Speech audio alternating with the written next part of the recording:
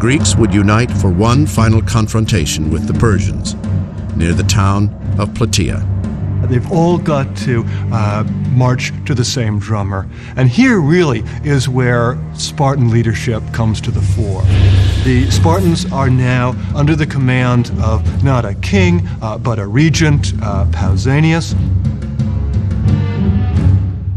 By the summer of 479 BC, the Persian forces had swelled to more than 50,000. To the south, Sparta mobilized 5,000 of its finest warriors, while Athens contributed an additional 8,000 troops. Then the Spartans armed 35,000 Messenian helots, offering them freedom in exchange for bravery on the battlefield.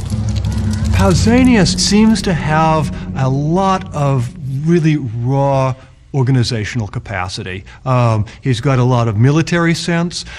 He's got, perhaps though more important than that, a sense of how diplomatically to keep together this large, diverse, internally conflicted Greek force. It's not clear that anybody other than a Spartan could have pulled that off at this point. For 11 days, the rival commanders held fast to their respective positions on the plain of Plataeae. Mardonius and the Persian cavalry to the north, Pausanias and the Greek infantry to the south. Finally, at the crack of dawn the next morning, the Persians broke the deadlock with a thundering assault. The Persian cavalry is able to inflict really severe initial damage on the Greek forces. The Greeks were forced to redeploy their troops.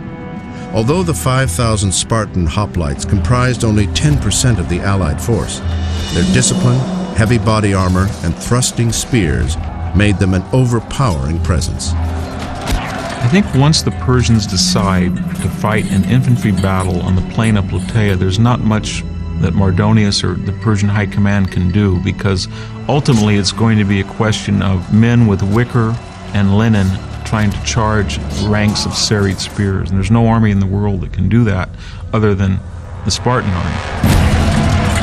As the ferocious battle intensified, the heavily armed Spartans turned the battlefield into a river of blood. The Persians were butchered like cattle. The Spartans were the heart of the Greek success at the Battle of Plataeae.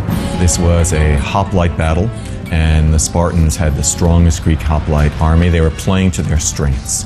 So if Salamis is the signature victory of the Athenians, the victory at sea, Plataeae is the signature victory of the Spartans, the victory on land.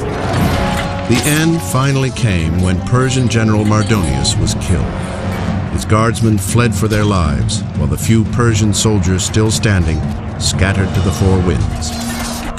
Greek losses were minimal, around 1,000.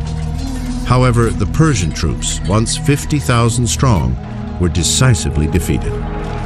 As a fighting force, they were no longer a threat, ending forever King Xerxes' dream of conquering the West.